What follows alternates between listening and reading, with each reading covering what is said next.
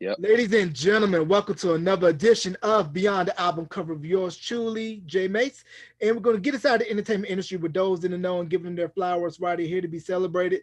With me on the line once again, I have my brother from another mother. We've been rocking since our days in the Triad area. Go listen to part one of our Yeah. interview so that you can Yeah. get the backstory. So we're gonna hit you with the remix, like with Diddy. Take that, take that. It's my man, the one, the only, the compo, Mr. B Man. B Man, welcome back to Beyond the Album Cover, bro. Thank you for having me once again. For real, for real. Yeah. I really appreciate that. Nah, no problem, man. Just trying to do my best Brucey Bree intro, make it sound like I'm rolling down 125th Street on Willie Burgers and all that good stuff like Mitch, Alpo, and Rico and Paid in Full, you know what I mean? Yeah. Right, right. No, I get it. I get it. Yeah, yeah, yeah. Definitely got to do that. Yeah, definitely gotta do that. But we were talking before we started this interview that legendary DJ Spinbad just passed away at the age of I believe 46. So can you talk about his impact on you as a DJ and what he meant as a whole to the DJ community? Absolutely. I mean, DJ Spinbad was one of the first, not to be confused with the Spinbad out of Philly, but Spinbad out of New York City. Spinbad, I mean, if you ever listen to a mixtape, and there's a couple of creatives that I think of when it comes to mixtapes, like DJ Juice. And, Spinbad is another one of those cats that creatively I have never really heard before him. I had never heard anything like a mixtape well put together with skits, catchphrases, news clips, all that stuff was Spinbad. I mean, just a creative soul, man. And seemed like a good dude. I never got to meet him, but it's a huge loss for hip hop and the DJ community for sure. Yeah, definitely that. And you mentioned how skits and everything were on point with the mixtapes. This was back in the days where you had to do it on cassette and you didn't really have the technology. So you really had to be on point. And speaking of another pioneer in the mixtape game back during the early 90s, talk about the impact of Ron G. Oh man, Ron G. You know what's funny, man? So I'm gonna get into a story before I get into that.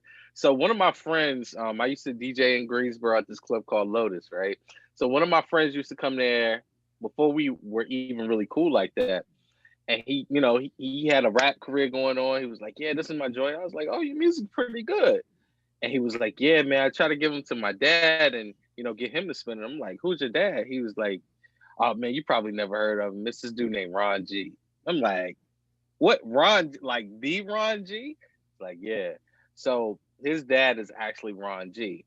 Ron G meant everything to me. It's a couple of key players, man. I got a lot of people that helped create my story. Ron G. When I seen that segment of him on Yo MTV Raps, they did. I think it was two segments actually. They went to his house when he was staying in the projects, and he was doing his mixtapes and he had a whole rack with like not CDs, tapes, cassettes, and he had them hooked up to his turntables. And just seeing that, man, as a kid, it blew my mind, man. Like Ron G, the blend, like him blending, like that was a big thing in the early '90s. So big salute to Ron G. Right. And those mixtapes made their way down south, like as we were talking about in part one, how a lot of people from up north had family down south. And when they came down to visit Right. or relocate, those tapes made their way down and it caught the bug in the VA, the Carolinas, so on and so forth. And a lot of local DJs in those areas would add their own spin to it. Right. Correct. Correct. Yeah. Yeah. Yeah. Those mixtapes were, I mean, everywhere. I mean, if you didn't buy them from the actual, mom and pop stores where they were selling these mixtapes, um, your cousin had it, or you dubbed the tape and you had it eventually, you know. And a lot of people don't understand, like, when you get copies, there was one master copy. The master copy was the copy that you got from the DJ, which was the clearest one. You were going to pay 20 to 30 bucks for it, maybe even $100, depending on how hot the tape was. And then the people that sold at the mom and pop stores actually made copies, and then you got the copy of that copy. Mm-hmm. So Or if you were lucky, like going down south, we have what's called the flea market. And you probably could go to the flea market and Yeah, maybe that too. catch those mixtapes at the flea market. That's that too. Absolutely. The flea market definitely ran strong in the 90s. I would even say all the way up to the early 2000s.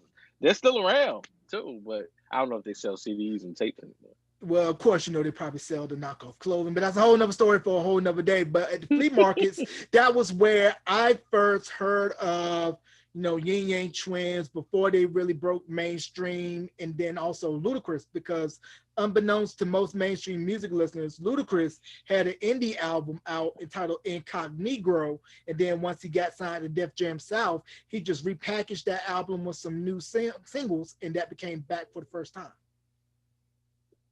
Correct. You are so correct. With Fat Rabbit on there, all those good singles. Yeah. Mm-hmm. Yeah. And I didn't know this, speaking of the Atlanta connection with DJ Naps, that DJ Naps was originally from before he moved down to. Right. You know what was funny? I recently found that out about 3 years ago. And I can honestly say, like, I'm a huge Nabs fan, Crisscross. Like, Crisscross meant everything to me. So, you know, I always thought he was from Atlanta because it's been so long since he's been in Atlanta. I never knew he was from Durham. He's from the Bull City.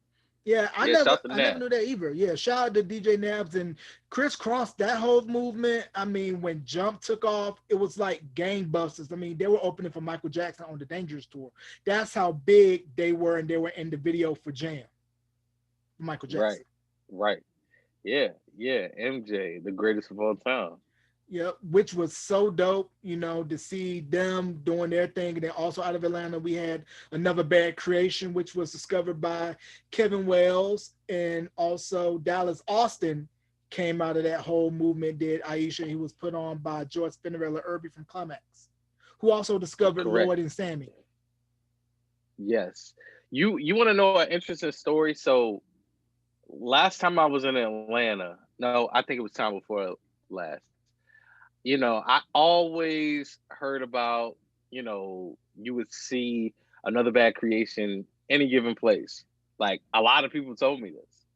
Um, and we went to this park and I seen, I think it was Roro from Another Bad Creation, just randomly, just Word? walking. I'm like, I'm kind of in shock. Like, I really don't get starstruck, but at that point, I was like, "Oh snap, that's dude from Another Bad Creation," and nobody knew who it was. Like, Man, that's so unfortunately, crazy. And I felt bad for all the girls with Sha at the end of their name, because once Aisha came out, they were getting teased at school. And sorry for my cousin Aisha, because she had to hear that all her life growing up. Aisha and that whole nine.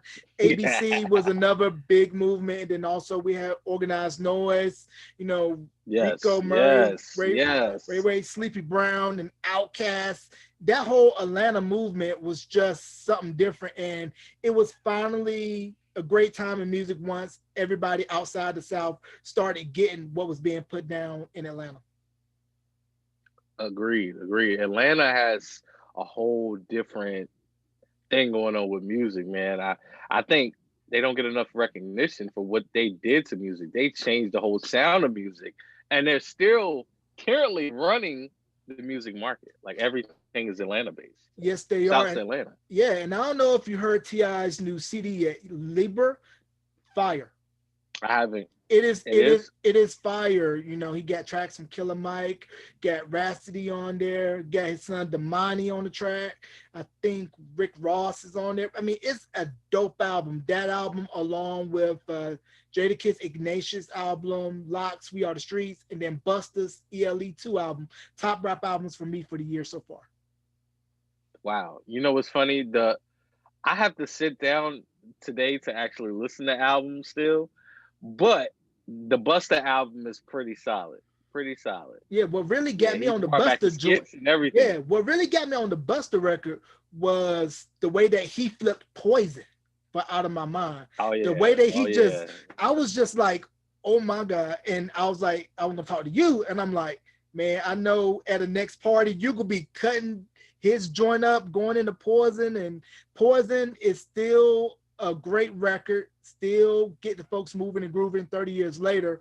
And I just did an interview recently with Richard Wolf, aka Wolf from Wolf and Epic, and he was giving me a whole lot of backstory about BBD and how it was pretty much where they just wanted to establish their own selves outside of New Edition, because we know New Edition as our generation's Temptations with the choreography and the presentation. But BBD was straight hip hop, like as they say, hip hop smoothed out on the R&B tip with a pop feel appeal to it. And then we take a look at TLC. When they came out, their whole look and aesthetic was pretty much BBD.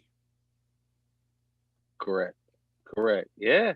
You know what? I never really thought about that. You are so correct on that, because they had the baggy, oversized clothes, loud colors. Yeah, you're 100% correct on that. I never thought about that. Yeah, but in same setup too. You got your two singers, T-Boz, Chili, your rapper, Left Eye, like BBD. Of course, Ricky was the primary singer of BBD. Then you got Ron and Mike on the raps. So it was just beautiful to see that whole thing come in and explode. Then we got to also give props to LA and Babyface for setting up shop in Atlanta for LaFace. And then also Bobby Brown had the foresight to say, I'm going to move to Atlanta because something's happening, something's going on. They already had SOS Band out of Atlanta, but that was more funk R&B.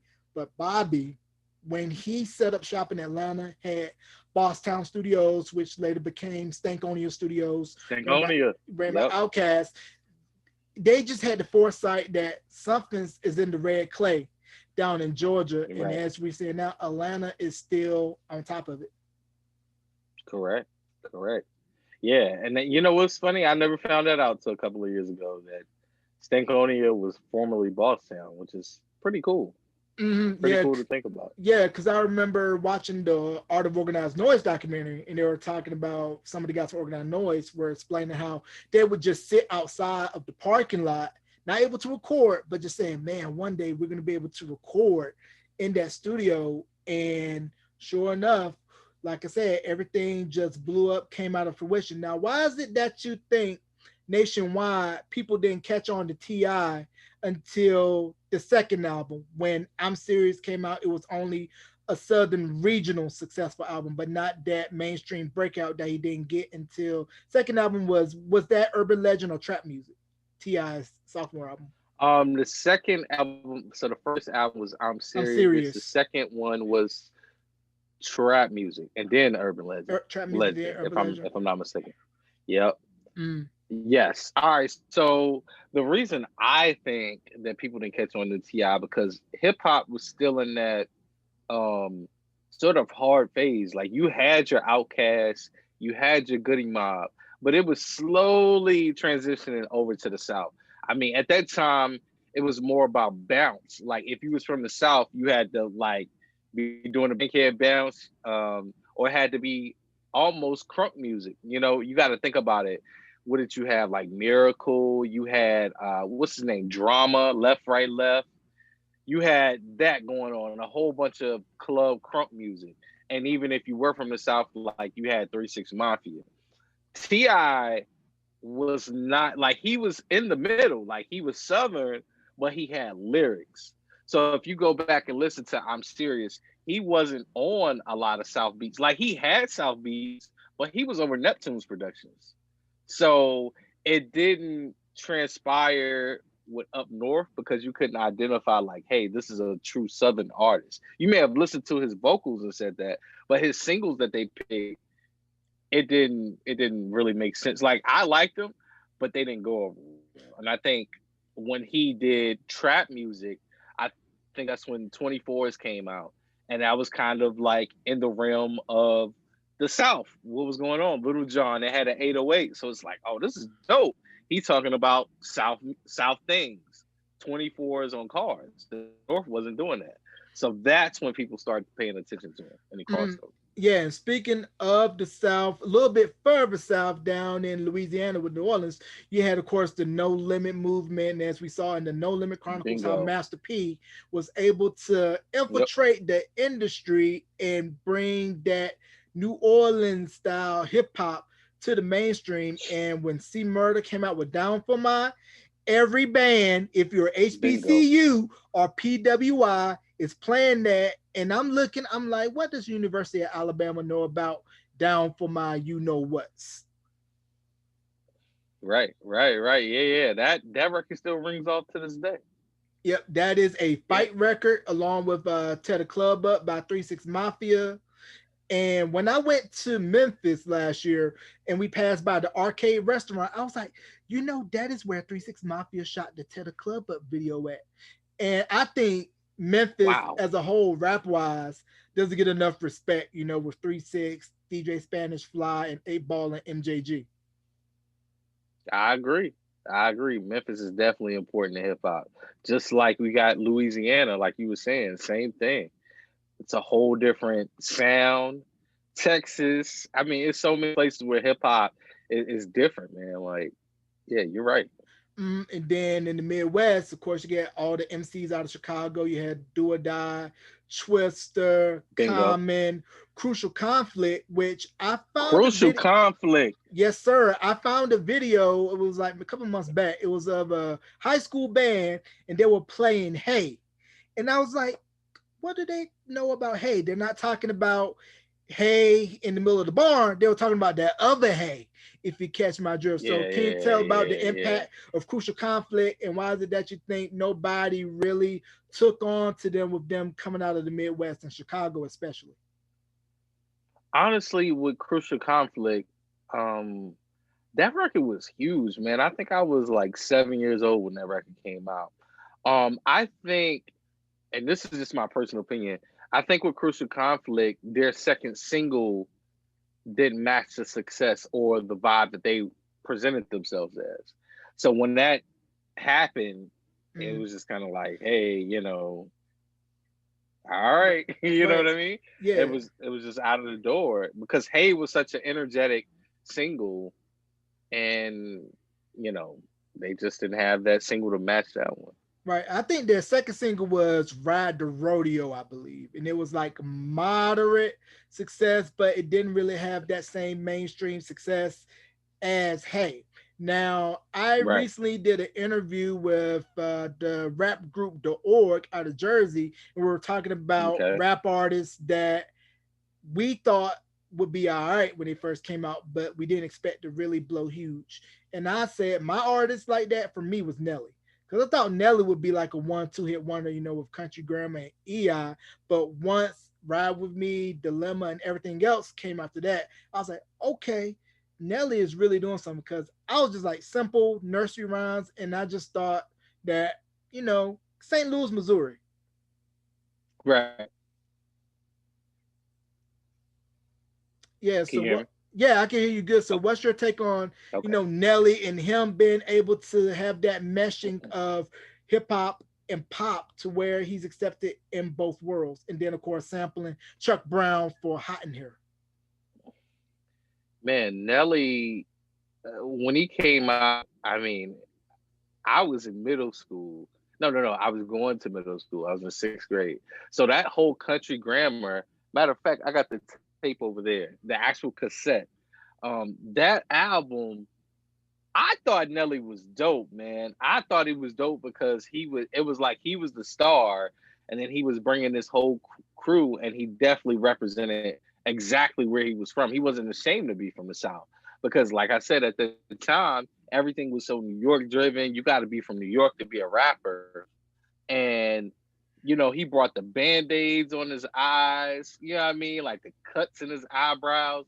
Everything about him was so original. I don't think I had ever seen anything like that before. And then when he broke off and did the Saint Lunatics with the Midwest swing and all that good stuff, I mean, I was sold. I thought Nelly was dope. I mean, it was different. Yeah, it It was was definitely different. different, definitely fresh. And ladies were buying apple bottom jeans by the boatload, and some dudes, you probably got your Vocal sweatsuit still in the closet catching mothballs, Oh yeah, and then you said about the apple whole Chuck bottoms. Brown thing. Chuck Brown, yeah, yeah, Him yeah. him him sampling Chuck Brown was just genius. I mean, Pharrell was on fire at the time. When I say Pharrell, I mean the Neptunes, guys. I always fuss at people for saying that. The Neptunes were on fire. Um, I just thought that record, I mean, that was a big record. Like at that time, man, Hot in Here. You know what's funny? Every time I go to DJ at Greensboro, shout out to Triad Old School, there's a guy who requests Hot in Here every single time I DJ. Every single time. I never play that record, but he requests it every time. So that just tells you that record is timeless. Man, It's without timeless. without fail. And did you happen to catch the Rough Rider Chronicles on BT? It was right after the No Limit Chronicles. Yes. I did not Yes, know I did. until I saw that Swiss Beats was Y and Dean's nephew. I didn't know that. Correct. Correct. And Correct. Y and Dean, for Yeah. those of you that don't know, co-founders of Rough Riders. And it was just amazing to see how Swiss was down in Atlanta. I believe he was going to school at the time and was soaking up all of this musical influences. So by the time when his uncles called him up to have him get down with Rough Riders, he was ready to go. And Swiss Beats, he's one of those producers. For me, it's him, Timbaland, and the Neptunes, where they make you do that scrunched up like, man, you hear that beat? Yeah. Yeah. Yeah, absolutely. I all well being from Virginia, I always say Tim and the Neptunes for sure. And Swiss. I here's an interesting thing I was just thinking about the other day. When we name our top producers, for the longest, those names come up. It's Tim, the Neptunes, Swiss, Dr. Dre, Just Blaze. Do you think those names will ever change? Like, you know what I mean? Like back in the 90s, there were different producers that they named. I think that's the default list that people think about. Like, they don't even think about the new cats. It's always Tim, the Neptunes, Dre. Just Blaze, Dre, and Swiss. And then whoever falls in line after that. Do you think that list will ever change? For me, I think it depends on your age bracket. Like with us, we came along in that era, so of course we're gonna have all those guys named. But with the younger generation, Right. it's more so come and go. And I don't know if we're gonna have that steady producer where they're cranking out hits for 10, 20, 30 years. And then I will also add to that list for me personally, Teddy Riley. Oh yeah, absolutely. You know what? Teddy doesn't get enough respect, man. Like he does, but he doesn't. Like that name should definitely be in that realm. Like you gotta mention Teddy. Teddy created a whole genre of music. I don't think people understand that. Yeah, Teddy, because before Teddy. Teddy came into the game, it was where R&B and hip hop was on two separate sides of the room, didn't meet in the middle. But once he came out and his work with Keith Sweat and Guy, and then also got to give credit for Force laid the groundwork for what was to come with Teddy. But Teddy, he just added, I'm gonna add a little bit of this, a little bit of that, a little bit of this, a little bit of that. See what I did there? And then Yep. also made that meshing of New Jack Swing and is still loved and revered to this day. I mean, if you listen to Yep. Bruno's 24 Karat Magic album, it's a complete New Jack Swing album. Correct. Correct. Yeah, Teddy picked up. I would say Teddy picked up right off with Jimmy Jam and Terry Lewis left because that's who he said he modeled his sound after. Jimmy Jam and Terry Lewis and LA and Babyface. Mm, yeah, definitely the Trinity, with Teddy, Jam and Lewis, Ellie and Face, they pretty much had a monopoly on R&B and pop radio back in the Yes. late 80s and early 90s. And then to see how, the Neptunes came along and then Devontae, Devontae Swing from Jodeci. His Oh man, production work, another his one. songwriting, incredible. But to me, what was more incredible about Devontae was how he had an eye for talent, where he was able to spot out Timbaland, Missy, Tweet, Player, Rest in Peace, Static Major, Genuine, and all those acts that came to be the basement. Bingo. Bingo. Yeah, a lot of people don't. I'm a huge Devontae Swing fan, man. A lot of people.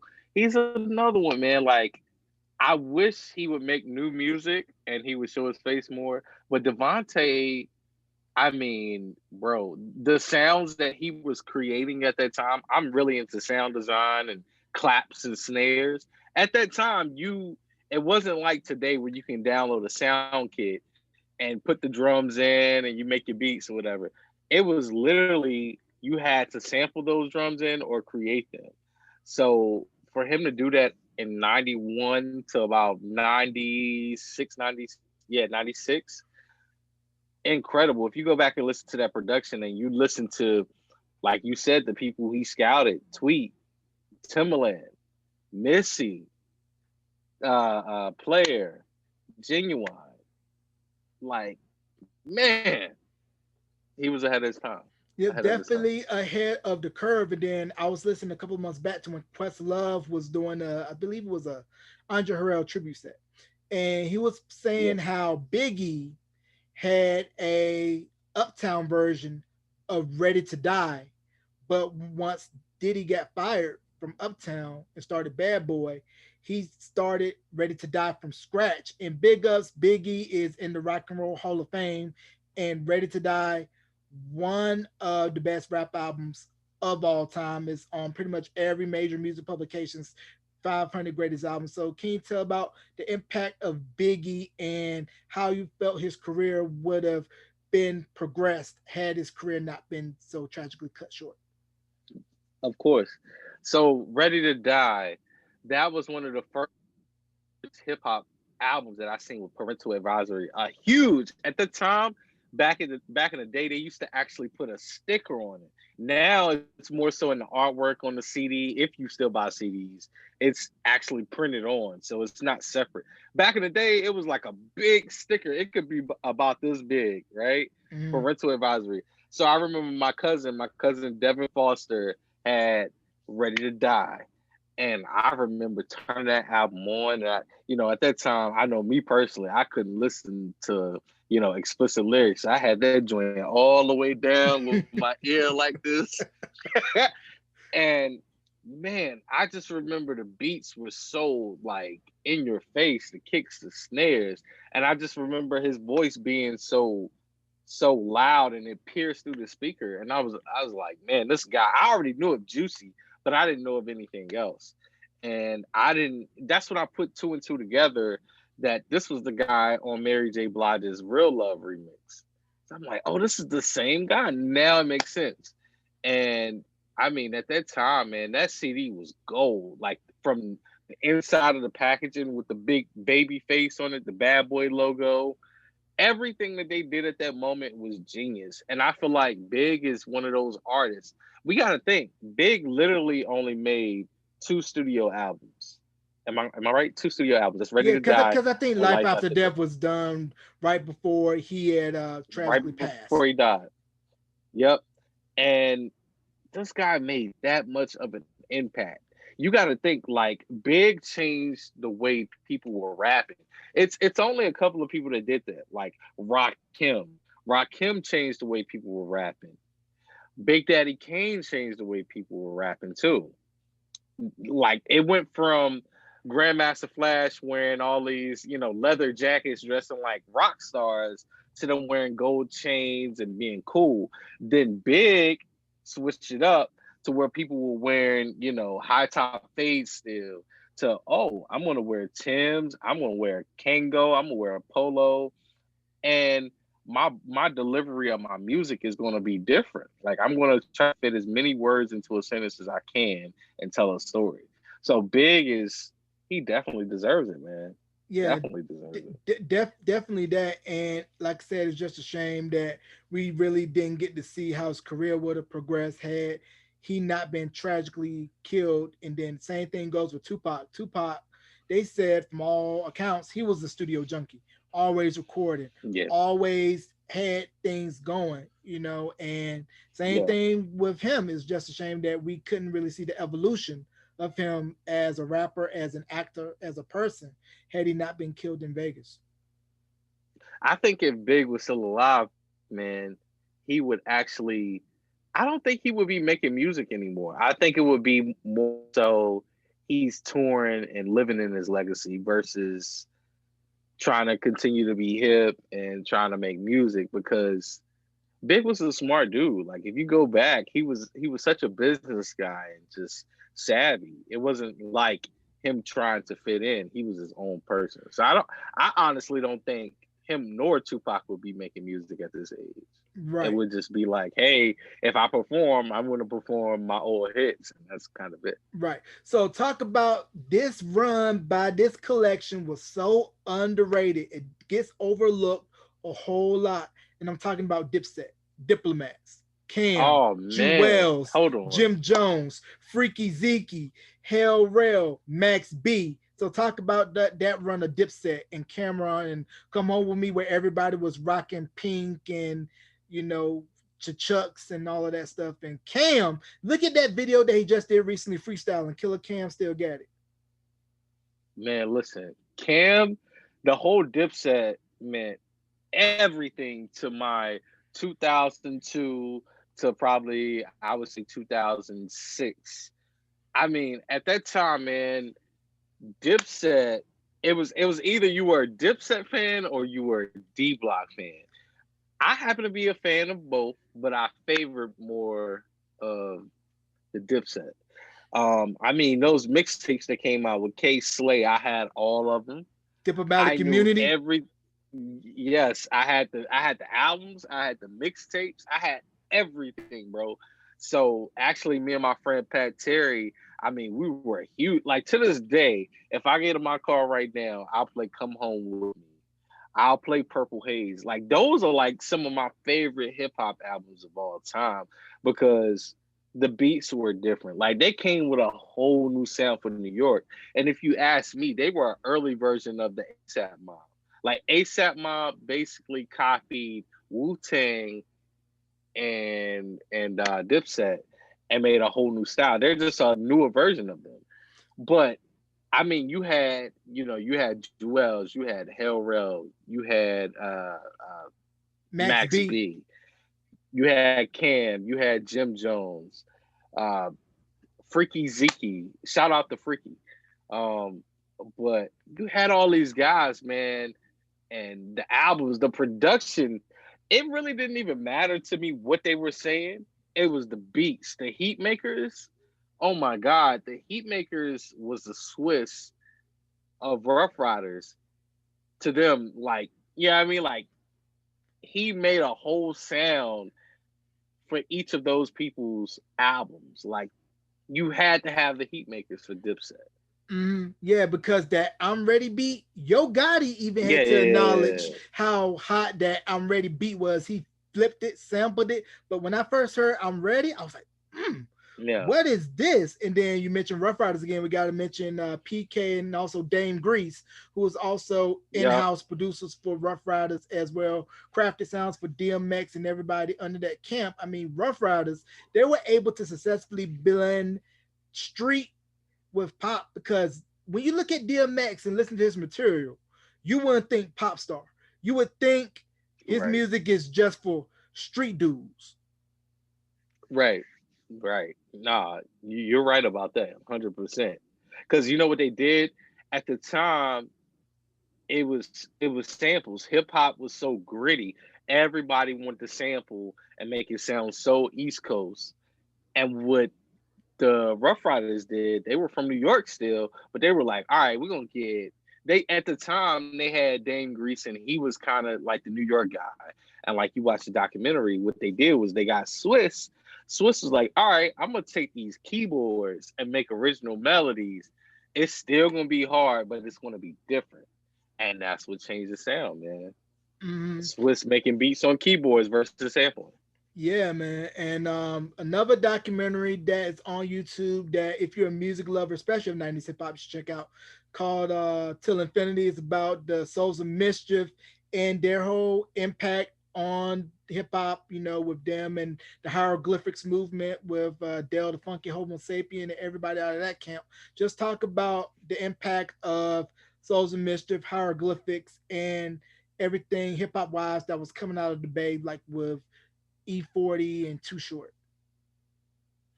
Oh yeah. So at that time, man, honestly, I was 4 years old. What those albums came out in like 93, 93. So I 94. was about 7 going on 8 when those records dropped because I'm a Okay. few years ahead of you. So honestly, man, I'm gonna keep it real. I'm gonna keep it 100. Souls of Mischief, Chief. The only record I know, and I'll probably get like laughed at, is "This Is How We Chill" from '93 too. And that's the classic record that everybody knows them for. But they had records upon records. They were considered like the West Coast version of Tribe. And Tribe, their whole impact. I mean, we could just go from Native Tongues to Leaders of the New School because Buster was on the Scenario remix, and how Bingo. Tribe pretty much set the blueprint for what was to later come out of North Carolina with Little Brother. Right, right. Yeah, yeah. You're right about that. Yeah, I apologize for that because that's the only record I honestly know. Yeah, but once again, I say it's like you know what you know. And then also Yeah, too, around this same time out west, we had Death Row. And then of course when Warren G came out with Regulate the G Funk era, I found it odd that he was signed to Def Jam since Def Jam's based out of New York and Death Row was popping. And of course Dr. Dre's stepbrother, and how you're not riding with Death Row, and you got signed to Def Jam, and that album did numbers for Def Jam, especially once Regulate got out onto mainstream radio and it was featured on the Above the Rim soundtrack. yeah, yeah. You're right about that too. From my understanding, if my memory serves me correct, I listened to a podcast, and I think Warren G said that him and Suge didn't really see eye to eye, and that's why that whole G Funk era album came out on Def Jam originally. I think, like you said, the single was on the Above the Rim soundtrack, but the album came out on Def Jam. I don't think he initially signed him to Death Row. I don't know how that works, but yeah, I thought it was weird too. I remember when that album came out and I seen Def Jam. I'm like, Def Jam, isn't it? Don't they mean Death Row? But But who yeah, knows? But speaking of Def Jam, they put out one of the best hip hop soundtrack albums of the 90s, and that is The Show. Now, because of that soundtrack, when I listened to Ready to Die and they had Me and My You Know What on it, I was just like, this is not the version that I know because I only heard the show version, which is the definitive version. And I always crack up whenever they would say, oh, the ladies with the red hair. I'm like, I could just picture Diddy bopping on stage and doing his ad libs, doing that whole part. right, But The Show, that soundtrack, classic, Isaac the Isaac, old school, absolutely. and Dove Shack, Summertime, and the LBC. And it just felt like at that time period, West Coast was so strong that New York radio, that was once resistant to playing West Coast records, had to acknowledge that, okay, the West is running it, and we got to pretty much play Dre, Snoop, and pretty much anything that was coming out of Cali. Right. Yeah, absolutely. The show soundtrack was another record that I remember coming out. And I mean, it was a compilation with a whole bunch of rappers on it. And I remember, what's funny? I never seen the show, the actual movie, until about 4 years ago. A lot of the hip hop movie, man, because my parents had it on a lot. Like I couldn't watch anything R rated.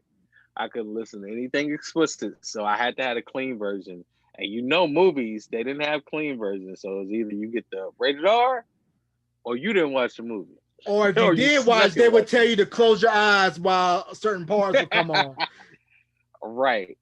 And I just remember this soundtrack, um, it being a blue cover, and it didn't have any rappers on it. But I remember looking at the back and I'm like, wow, it has Mary J on it. It has Bone Thugs, Dr. Dre, LL Cool J, Russell Simmons, A Tribe Called Quest, Slick Rick, and so many other things. And there were some great records on there. I remember the thing that stands out to me the most about that soundtrack was the Everyday It Rains record by Mary J. Blige. And that's like one of my favorite Mary J. Blige records. So that record being on there was dope.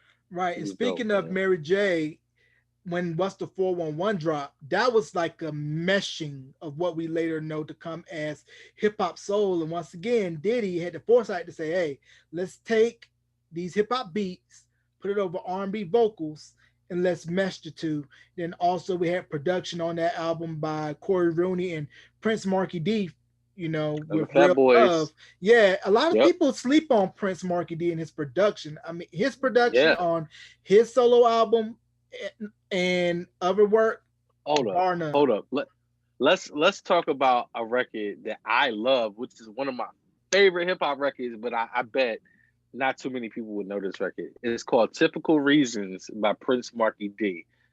Have you ever heard that record? I know that record. Are you talking about the original record or the remix version where they sample Outstanding? No, I like the original The version. with the sax and with Corey Rooney singing on the hook.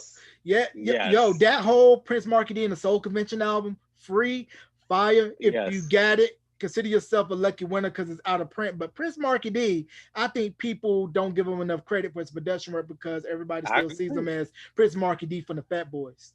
Yep.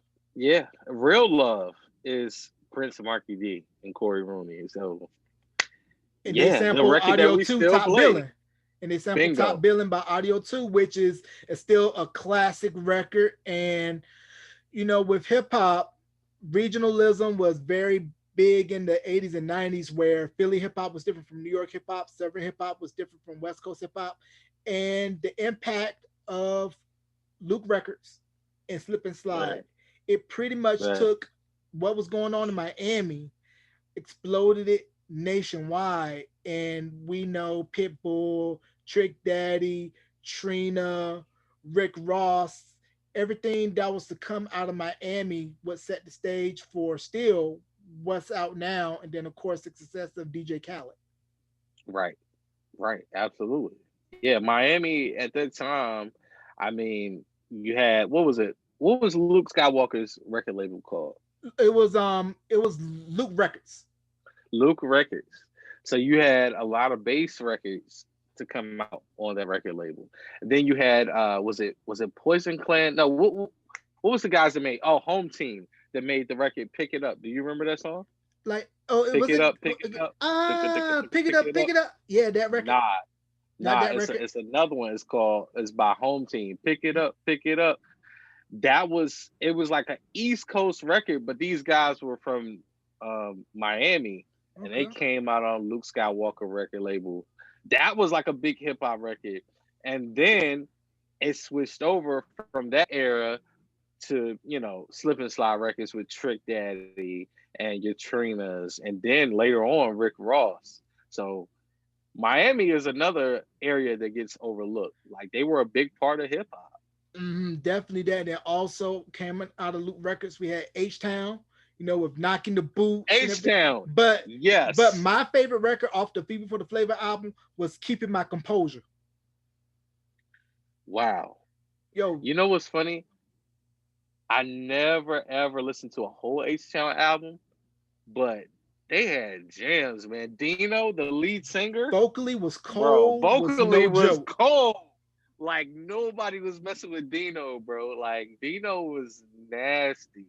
Yeah, No joke. my favorite H Town record would probably have to be Part Time Lover with Devontae Swing on production. Oh my god, that record is so cold, yo. Right. And I So know a cold. lot of people may bag me for this, but with as far as Usher goes, with Usher coming out of Atlanta and everything, my favorite Usher album was his debut album that came out in '94. Call me is it called what is that album called? With Think of You on it, right? Yeah, yeah. It No, was no, no. just it was just self-titled Usher. The one where he got the curly Yeah, kid with the underneath. curl had "Think of You" and "Can Yeah, You Get With It," which was another yeah. Devontae production. Devontae Swing, The yep. Many Ways and Call that Me a Mac. No, album. Well, Call "Call Me a Me a Mac was Mac." That was on that wasn't on the album. That was on the that Poetic was on the Justice soundtrack. soundtrack. Right. Yeah, that was Right. Poetic Justice. But Usher, to see where his career is evolved from, being a little kid in '94 and now loved and revered. And once Confessions broke, it was like, okay, he finally has that Michael Jackson Thriller album because 8701 was the precursor and then Confessions just put Usher over the top. Over the top. Yeah. Man, you know what? I always tell people when they ask me my favorite Usher record is two. I always say either Lovers and Friends. That's like no matter where I hear it, when I hear it, it still rings off the same. Or Think of You. Think of You is like, yo, that record is so jamming, man. So jamming. Like Usher, I think Usher was huge from 97 and then all the way up to Confessions. Like you got to think like My Way, when My Way came out, Usher That was was the like, beginning of the pop yeah. trajectory. The 8701, it was kind of like he went down because he got a little older, but it was still like, oh, this is dope because you remind me, you don't have to call, I don't know, all those records on there. Mhm. Then when Confessions hit, he was That out was of a here. whole nother game. Now, right around when 8701, he was originally recording a record called "It's All About You" because you remember Poppy Collar had came out, and what happened was songs from that album got leaked out, and once that happened, they Yep. scrapped the whole thing, and then that's how we came up with 8701. You remember because they had Usher wearing like head wraps. They had him dressed super weird. I'm actually glad they scrapped that album because honestly, I didn't like Yeah, Poppy I didn't Collar. really care for Poppy Collar, but I remember it getting play on radio and everything. Then, like I Yep, stated, I do because of too. LimeWire, Kazaa, Bear Morpheus, and all your P2P sites, if you know, you know, that caused them to say, "Hey, we're gonna scrap this whole thing because ain't nobody gonna pay $20 for this CD if these 4 or 5 songs got leaked out." And you mentioned Lovers and Friends. Lovers and Right. Friends was originally a ballad done by Michael Sterling. Michael. Michael Yeah, yeah, Sterling. yeah. Yeah, he was in Inner Circle and he put out a record in 1990, an album called Trouble. And that record was on there. And I had never heard of the record, the original record, until let's say a couple of years ago, because this was right around the time when you were only big in your region, you know, like let's say South Florida, because since Michael Sterling was from Miami, that those records probably didn't get a lot of airplay outside of South Florida, maybe North Florida if you were lucky, but I don't know if it made its way past Florida, you know, with that record. Right. So it was a big plus when Lovers and Friends got sampled by Little John, and then it became a big mainstream hit. And then the secret sauce for Usher for me is Mr. So Def himself, JD. JD, Yeah. his songwriting and production from Usher to Bow Wow, Jagged Edge, Mariah. Y'all need to put some Escape. Y'all need to put some respect on JD's name. You know what's funny? I definitely say that. I definitely agree with you. JD's strong point for me was not even just his production, it was his songwriting.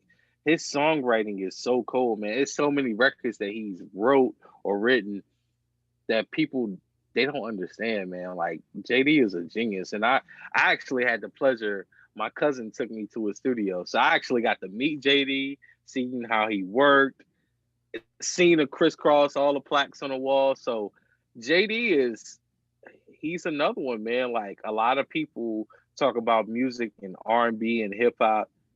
JD needs to be mentioned every Yep. time. Yep. And then we got to talk about Dallas Austin with him coming from Atlanta. I mean, Another his one. work with TLC, but to me, Yep. his masterpiece was his work on Coolio Harmony for Boys to Men, which I felt is Boys to Men's best album. Okay. Okay. Yeah, Dallas Austin is another one. I mean, so many acts that he brought to the table or had a hand in. You got Boys the Men, you got ABC, you got, if I'm not mistaken, no, did he? Nah, you got TLC, um, Monica. Monica, the whole Dark movement, the whole Rowdy movement. Like Dallas Austin is definitely somebody, another key player in our culture. Dallas Austin was ahead of his time. Right, definitely ahead of the curve. And then when Little John and T Pain did their versus battle, I did not know that Little John produced Tour. Capleton's tour. I have been trying to find that record for years, and when they played that, I was like, "Hold on, did he do this?" But what really broke the internet was when Little John played this unreleased track that was done by Usher, and I believe it was Bobby Ross Avila on the keys. And he's another one that's underrated that doesn't get enough props. Bobby Ross Avila, his Okay. songwriting, his production, him Okay. and his brother is the Avila brothers. And he was an artist, at one point in time before he transitioned to being behind the scenes. But just talk about Little John and his impact, not because of his catchphrases, but his production and how he was able to take a regional sound and make it worldwide. The way anytime Bia Bia comes on, somebody is gonna throw a random chair, a fight gonna break out, and if you're a DJ and you can say, hey, go into Jay-Z 22's that outro speech. Yeah, man. Little John. Let me talk about Little John. Little John has been a part of hip hop history for a long time. I mean, you got to think those early bass records that came out. We were just talking about JD on the So So Def bass movement, which had My Boo, and then I Know Jay. All those records, Little John produced them. So he was doing bass records, as we know, as booty shaking music now. Like I guess that they still call it that. And then it went to Capleton Tour. Actually, excuse me, Capleton Tour came out, I want to say 95. So he had to be doing Capleton Tour first. Then he went to the bass music, did, all the bass music. Then it became Crunk Records. It became, from what I was listening to him on the podcast, he said he wanted to do call and response records. So the first record that they did as Little John and the Eastside Boys was Who You With. Who You With caught on the radio station. So he was like, man, we got to keep doing records like this. And that's the reason why we got, your Crunk records, where he's basically saying the same thing the whole time. And then, Chance, that was because of Who You With, which a lot of people don't know that record. That record is dope. I love Who You With. Yeah, Who You With was one of the first records in the southern region, primarily Atlanta and around that area, that really blasted off Little John. And speaking of Atlanta, we got to talk about 112. They were named after Club Mhm. 112. And then with the debut album, originally Tim and Bob had songs for Boyz II Men's 2 album, but Gerald Busby told them that he wanted more established producers on Boyz II Men's follow-up. So those records ended up going to 112 for their debut album. Wow, I didn't know that. Yeah, man, because if you listen to it, it straight up sounds Boyz II Men. But 112, along with Jagged Edge, two groups in the 90s, R&B wise, that were so dope. And 112 just added to the whole bad boy dominance at the time, with Right. Biggie, Total, Craig Mack, pretty much anything that came out of Bad Boy was solid. And I didn't know this about the Locks until I saw the Rough Riders doc, that they were with Rough Riders the whole time, but it was while they didn't want to play the waiting game. Diddy wanted to sign them to Bad Boy, but while they signed the Bad Boy, Rough Riders was still with them as management. Yep.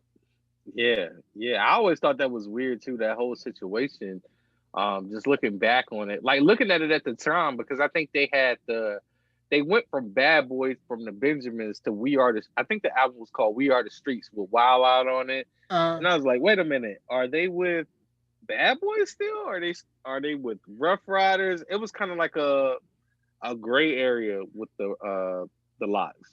right, So and then they go ahead. I'm sorry. right. But I felt, the whole aesthetic with the Locks, it didn't fit what was going on with Bad Boy, because Bad Boy was all champagne pop because Diddy came under, may he rest in peace, Andre Harrell and Uptown. Right. So follow that whole philosophy of popping bottles, aspirational, while the Locks is just straight street. Right. Absolutely. They definitely didn't fit what was going on. I mean, they made some great records over there. The Money Power Respect album is a classic. Um, but yeah, they fit more with the Rough Riders for sure. Rough Riders, indeed. And then, No Limit. I didn't realize until the documentary when they were talking about Romeo. Romeo was pushing almost about the same numbers, if not more, than Bow Wow. And they I were didn't both realize out that right around either. the same time. I didn't realize that either because I always thought, I mean, at the time, I was 13, 12 years old. So we always looked at Little Bow Wow. Little Bow Wow was the guy, and then it was like this guy copying. You know what I mean? Like this guy ain't it. Um, I we personally didn't care for Little Romeo, so it's looking at that documentary. I didn't I didn't know. I didn't know he was pushing up those numbers. Right. And also this documentary to me showed how much Beats by the Pound meant to No Limit. And they Oh need to yeah, get their flowers right now. Beats by the Pound. yeah, The way that No Limit was cranking out albums back during their peak and the way that they were doing the productions, it was like, man, Beats by the Pound was something serious. absolutely. Beats by the pound. You got to look at it. When No Limit first came out with "I'm About It," all that down for my all that stuff is Beats by the pound, and then all of a sudden, when they switched, when they left, like on the documentary you seen, you could tell a change in the music. Like Master P had a record called "Ooh Wee." It was like this don't even sound like Master P. Like he's making twerk music now. So Beats by the Pound, oh my God, their drums just they sounded different. Their whole sound was no limit. Like they were no limit. Mm, Just like Swiss was the Rough Riders. hmm And we were talking about Cruz earlier. We were talking about Dipset, and you were talking about D Block. But one crew out of the Rock that was so underrated, don't get enough credit. You know where I'm going? The City of Brotherly Love, State Property, State Property. Beans, Freeway, Oskino Sparks, Petey Crack. Talk about that whole movement with State Property. Oh man, State Property once again. I mean, they had that soundtrack, right? That was paid in full on one CD, and then on the other, it was like a Rockefeller compilation album, but it was mostly State Property. Um, I mean, Beanie Siegel, The Reason, classic album, definitely. Freeway, Philadelphia, Freeway, classic album. You know what I mean? And a lot of the rest of them didn't get to fortunately release commercial release, like O'Million Sparks and PD. I don't know if PD Crack released the album, but I just know it was mainly Beans and Freeway Freeway. who Yeah, actually got this shine. yeah, because wasn't Memphis Bleak affiliated with State Property, or he wasn't affiliated with State Property? I Memphis Bleak. don't think initially he was in a group. I just know he was on Rockefeller, but it was Beans, Freeway, A Million Sparks, PD Crack, the Young Guns. If I'm not mistaken, they were in State Property. I think Yeah, that yeah, was the group. yeah. Young Guns was on State Property, and these guys weren't State Property affiliated, but I believe they were from Philly. I can't recall their right name. They had this record called "With Cross the Border," and then they had "Please Don't Philly's Most Mind." Wanted. Yeah. I thought that they were dope, and then of course also at this time too, gritty New York hip hop. MOP with Annie Up. I mean, now you got Ellen and Anna Kendrick from Pitch Perfect, one to rock a Yankee fitted, some Tims, and snatch some old Becky for her pearls. Like, come up off Yeah, those. yeah, yeah. That whole early 2002 to about 2000, what 2005 hip hop with Philly and New York. Man, it was different, bro. You had to be there to. I mean, I could talk about it. I could tell you about wearing a baggy clothes, a do rag under a fitted hat, a new era fitted hat. You remember those? Woo! In a Oh throwback my warm up jersey. and a throwback Woo! warm up jersey or throwback. Then you had the NBA patch jeans with the Jeans NBA. and the satin jackets, What? looking like a B2K member. Bro, man, listen. You either had Air Force Ones or you had some Tims on. Either one. Mm, Yeah, that was the dress code. It was yeah, like a uniform almost at that time. facts. So Or you would have on your platinum FUBU. And speaking of FUBU, facts. what they did, was monumental. How LL was endorsing FUBU, gave him free airtime while on a Gap commercial, and then to see where Damon John is now as an entrepreneur and being on Shark Tank, and to see how it was because of FUBU. You know, Yep. Yeah. Yeah. Fubu, from my understanding, they're bringing Fubu back too. Oh, word. So, hey, for those of you that still got your '05 FUBU jerseys, go ahead and bring that out and make sure that it has the patch. If you've Yeah. seen that episode of Atlanta, you know what I'm talking about. Make sure that it has the FUBU the collection patch, and it just goes to show you how fashion really played a part in hip hop. To see how now cross colors is coming back. The African American Collegiate Alliance hoodies and sweatsuits are back, and these were fashions that, as us being little kids during this time, we can now relive that. And I feel like man, I can now rock my cross color hoodies, get my Tims, and feel like I'm back in the '90s. With only thing missing was a beeper and a payphone. Yeah. Yeah. What about Averex jackets? You remember those? Ooh, Averex briefly. Now there was this one store in Rocky Mount, North Carolina called Caymans. It was like Mm. upscale urban wear. I would only Yeah. go there just to window shop because, of course, I couldn't afford that. Only those that were doing pharmaceutical sales on the streets could afford those Street products. pharmacists. Street pharmacists, yeah, 24 hours a day, 7 days a week. Go in them at your local corner. But Yeah. they could afford that, but not me. So I would just go in Nah, I'm there and with say, you. say like, man, one day I want this. But what I really wanted, you remember those race car jackets? Oh yeah, Yo, absolutely. The I wanted one NASCAR. of those NASCAR race car jackets so bad. They used to be like the fashion staple, like in the early 2000s. That Oh and a yeah. throwback jersey, but the throwback jersey had to be Mitchell and Ness. And now the Yep. person that I felt kind of sparked off that whole throwback jersey movement, Fabolous. So talk about Oh yeah, for Fabulous. sure. Fabulous, man. To this day, I feel like Fabulous, and this is me saying this as a man, I think Fabulous is one of the greatest hip hop dressers as a male ever. I mean, at that time, man, throwback jerseys, they were so expensive. They're not, I mean, they're still expensive today if you go on Mitchell and Ness, but they're not like they were in 2001. And it wasn't like you could buy a throwback jersey anywhere. You had to either get it from Mitchell and Ness or a authentic jersey store. So those joints were running you from $250 on up. And at that time, I don't know how, I don't know where I was getting them from. I honestly don't remember. But I had a whole bunch of throwback jerseys. And what we would do is me and my friends, we had a little collection. So back in the day when you were a kid, you switch clothes with your homeboy, like, yo, I'm gonna wear this jersey Monday. I'm gonna let you get my jersey. And we used to switch jerseys. So we used to model ourselves after Fab.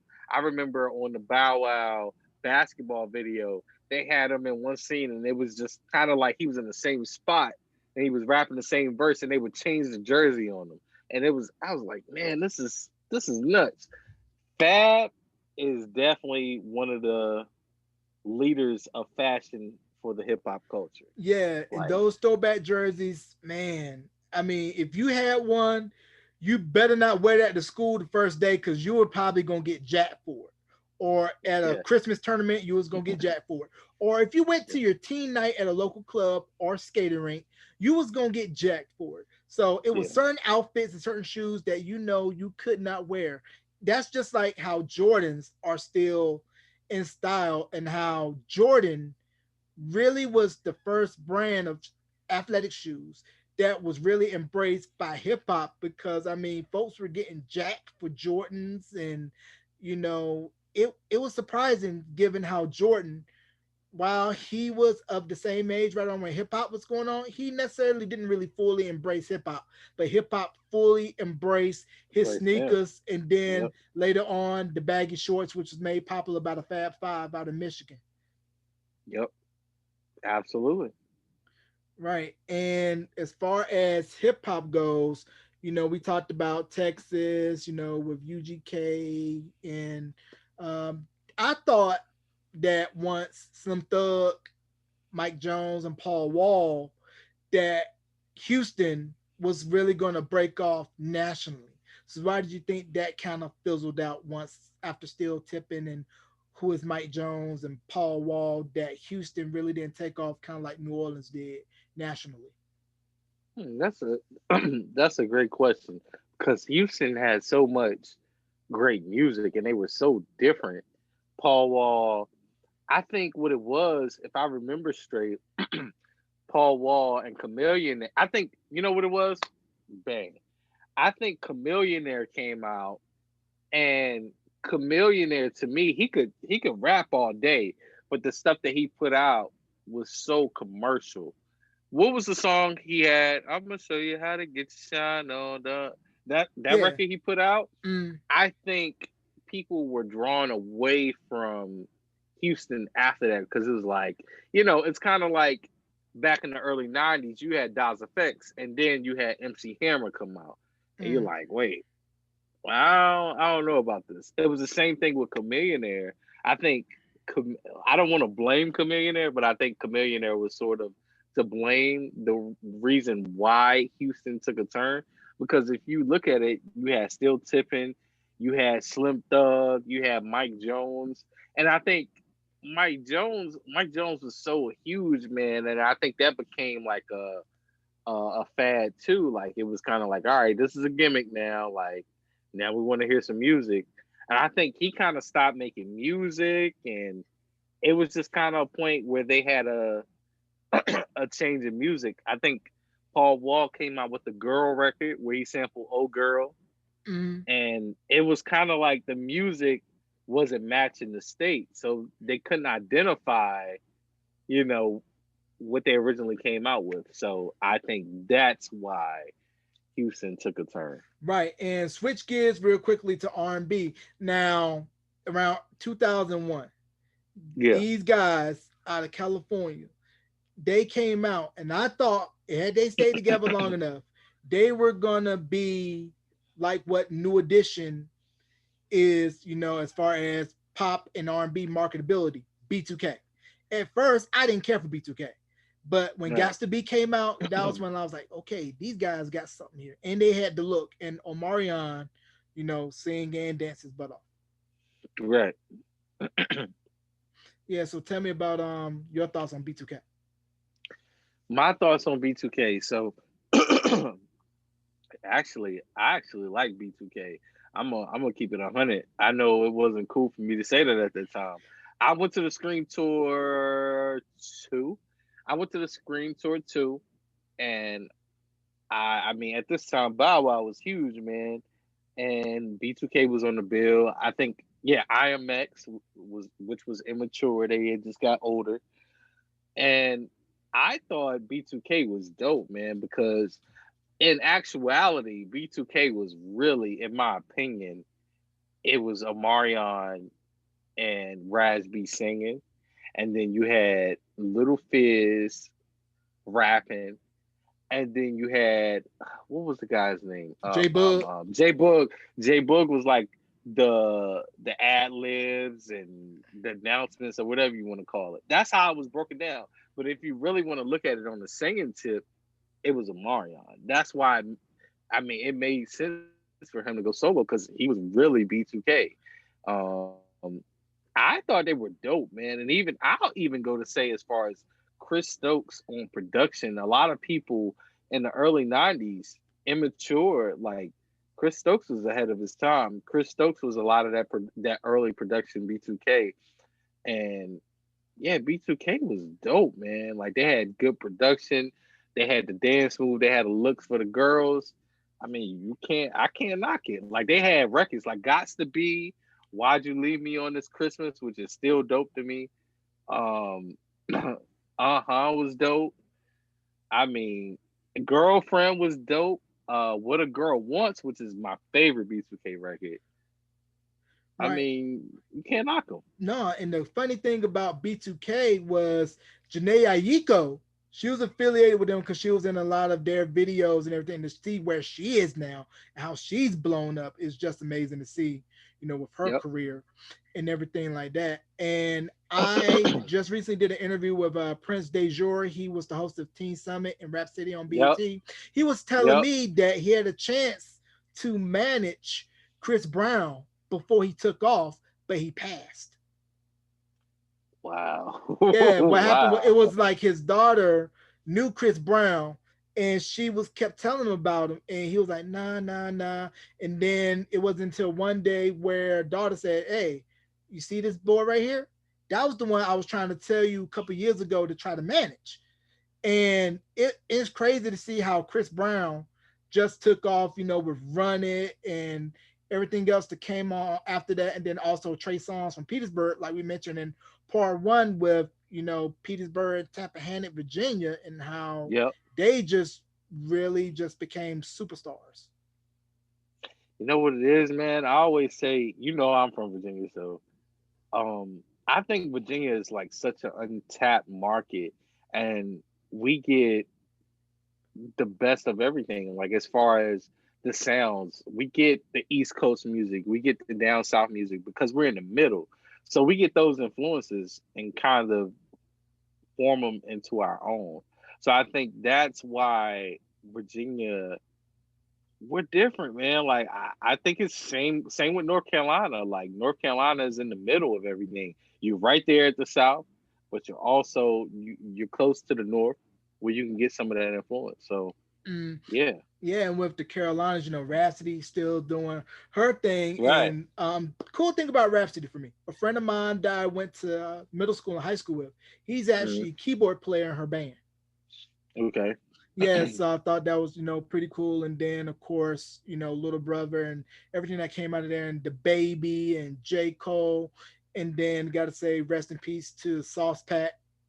He was a young rapper out of Greensboro who, passed on. So I want to send Yeah. condolences to his family and everything. And it just feels like, the Carolinas is finally on, musically, and that they're looking at us. It's like, okay, North Carolina is now more than just home of Michael Jordan, NASCAR, Jodeci, and everything else. Is we're starting to become major players really in the music Yeah. business. Shouts to rap. I was actually in one of Rhapsody's early videos called As We Shine. It's on YouTube. It was shot in Greensboro, North Carolina. And this is when she didn't just start, but it was an early on record. So that's pretty dope. Mhm. Yeah, I like Yeah, Rhapsody. yeah, Rhapsody is cold. Rhapsody is cold blooded, man. She's definitely tough. Now, how has things changed since we first did our interview with COVID and everything? Are gigs starting to pick back up, or is it still virtual parties for you? Um, Actually, man, it's kind of in the middle. They're picking back up, but things are still kind of like weird. Um, if people are doing parties, I'm kind of selective of where I do parties, how many people are attending, um, the environment, how close, if we're socially distancing. So it's picking up, but it's still weird, man, because in North Carolina at least everything shuts down at 11 o'clock as far as bars. So if you do a party, it's no longer from 10 o'clock to 2 o'clock. Now it's from 6 o'clock to 11 o'clock or 7 o'clock. Excuse me, to 11 o'clock. So things are still weird, and I don't know, man. I'm trying to cope with the new norm. Right. And I think that's going to be like that for a while, at least until, we get the vaccines and all that stuff. But I think some Yeah, people are still going to be a little bit more cautious of going into a nightclub because as you and I both know that it been in is. nightclubs, you're packed in like sardines. Yep. Yeah. They have like a capacity. I mean, of course, they've been at a capacity, but it's a little. I think they can have only have up to 200 people, which most nightclubs. I mean, you can get up to five, six, 700 people. But still, man, even myself, it's. I think I don't know if you've been watching the news, but it seems like the cases have gone way up this week. And I think they're going to end up shutting everything down again. Like it's no way they're going to keep us in third phase. It wouldn't make sense Nah, our because governor people are here in New sick. Mexico is cautious over here. She's very like, I'm gonna shut it down because if you're a restaurant or bar and you're serving liquor, you got to close at 10. So she's very proactive, but once again, it varies state to state. And give me your opinion real quick on why did you think Bubba Sparks didn't really take off like he should have? That's a good question. You know what? Bubba Sparks. had some solid material, and the boy could rap, man. Like Ugly, that Bubba's beat was hard. ugly. Oh, that beat is crazy. And then you had the Deliverance album, which was honestly to me was a better album than the album that had Ugly on it. Production wise with Tim, I just think, man, I don't know. That's a good question. I think at the time, Beat Club Records, which was Timbaland's record label, um, they kind of, I feel like maybe they didn't know what to do with them. Like they were doing a good job, but I think that was kind of folding. Tim took a hiatus from producing. Um, and I don't know what happened with Bubba, man. I mean, Eminem was dominant at that time, so I don't know. That's a good question. Yeah, I don't know one how to of the answer that. mysteries that we'll never know. But for me, my favorite Timbaland beat is "World is So Cold" off of Genuine's debut album. Oh man, the Bachelor album, bro. That's Genuine's best album, bro. The Bachelor album, Because if you the world is so cold. think Oh about it, man, R&B was totally different once you heard that album, and then also their work with Aaliyah on the One in a Million album. Like you just knew that Missy and Tim had something special, and they were getting their reps in, doing work on the Diary of a Mad Bad album with Jodeci, and then Sister came out with their album, and then Missy and Tim focused more so on production. And I just found it amazing how Missy was just content to just be in the background before I believe it was Michael Bivins was telling like, nah, you got star power. And then that led to her cameo on the Stilo was 702. And then of yeah, course on the Gina Thompson remix to The Things You Do, which still gets yeah, heavy play on 90s parties. yeah. I still play that record, man. You know what my favorite? I'm a huge Tim fan. Actually, we got the same last name, Mosley, and from Virginia. But my favorite Tim record, I think that he produced, maybe "Cheers to You" by Player or "Beat Me 911." I like the double beats, the ones where he like slow it down, but he's going fast. "The World is So Cold," definitely in my top five. Tim has so many records that I'm just like, nah, this is my favorite. This is my favorite. But man, that "Beat Me 911" and "Cheers to You," Mm. man, Yeah, but it crazy. was crazy if you look at the documentary Fade to Black. It was the scene where Jay-Z and Timbaland was in the studio and Right. Tim was playing them beats. One of the beats actually ended up becoming Potion for Ludacris. And then he Yep. played Jay-Z the beat. It was like maybe it was a reference or demo beat for Dirt Off His Shoulder. And you saw how Jay-Z's face just lit up like he gave him that stank face and was like, oh, this Yep. is it right here. Yeah. He You already know. had the hook, already was humming it out. Yep. Another thing about the documentary, he played another beat, which was a Brandy record that was on her Aphrodisiac album. If you go back and listen to that album, the beat that he played is like do do do do do do do do do do do do do. That is a Brandy record. It became a Brandy Oh record. man. So what speaking of the ladies, what was your thoughts on the female cipher in the BT Hip Hop Awards this year with Tiana Taylor, Erica Badu, Brandy, her anybody else that I'm missing in that cipher? Tiana, did you say Tiana Taylor? Tiana Taylor, not yeah, Well, Tiana Taylor, Brandy, her, her, Erica Badu. Erica Badu. Yeah, that's all I remember. That's it. That was dope, super dope, and they did a really good job recreating "I Want to Be Down" video. That's all And I can say. It was super dope. right, and speaking of Brandy, your thoughts on the versus battle, and I believe DJ Mars was doing the versus battle DJ. And can you talk about the impact of DJ Mars and the Super Friends? Man, shouts to Mars, man. Actually, Mars sent me, let's see if I got it right here. Mars sent me this book. Go get this book if you don't know much about mixtapes, the art behind the tape. Definitely some good information in here. Shouts to Mars for sending me this.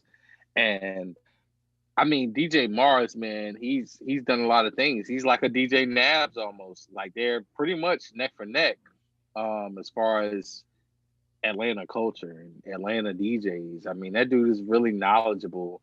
And the fact that he's DJing a verses with two legendary R&B artists is crazy.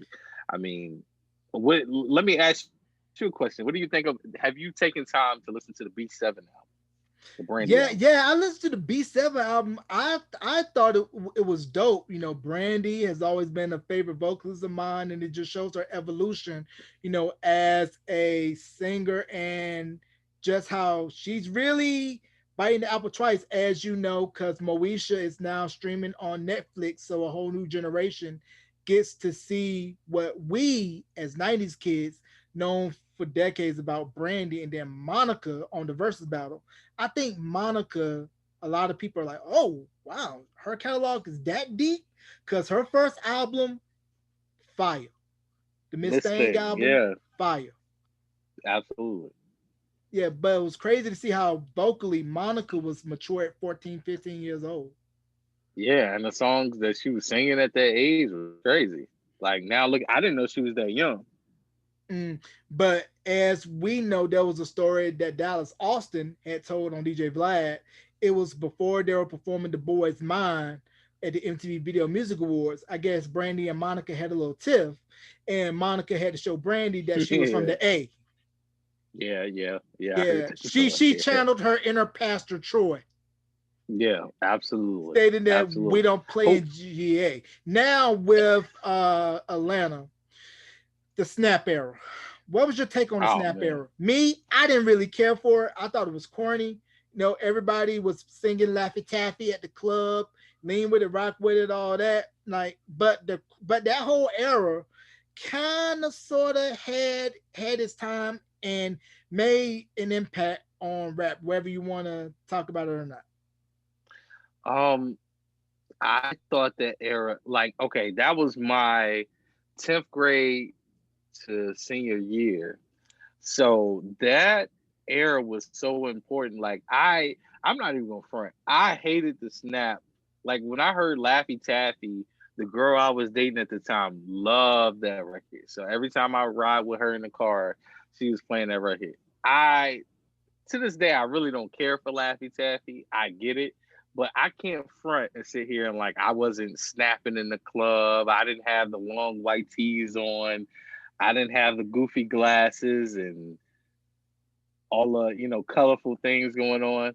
I definitely went through that era, so snap music was you know definitely important. And honestly, looking at music now, how bad, like, I'm not gonna say bad music is, but how they mumble now. And back then I thought music was terrible. I'm like, yo, it can't get worse than this. I Right. can actually appreciate snap music now. Right. And T I'm the old Pain man. came out right around the same time. And at first, I was like, okay, I'm sprung, nice little one hit. But to see how T Pain, to me, he's like, rest in peace, Nate Dogg, where if you put T Pain on your record, it's going to be a smash. Because T Pain, Absolutely. I think he was able to take the auto tune, blend it, make it mesh, but his songwriting is no joke either. And everybody I saw agree. vocally when he won the Mass Singer season 1 that T Pain is an actual vocalist. Yeah, and he can sing, like you said, he can sing without auto tune. He just uses it as seasoning. So yeah, T Pain is definitely dope, man. Definitely dope. Um, yeah, that's all I can say about T Pain. Yeah, He's dope. yeah, T Pain is dope, and it's just great to see the evolution of music over the years and how things are coming back around full circle. And your take, really quick, on Big Sean. Big Sean. You know what? Um, Big Sean is dope. I like Big Sean from day one. From he had a mixtape and it had a song called "What You Doing."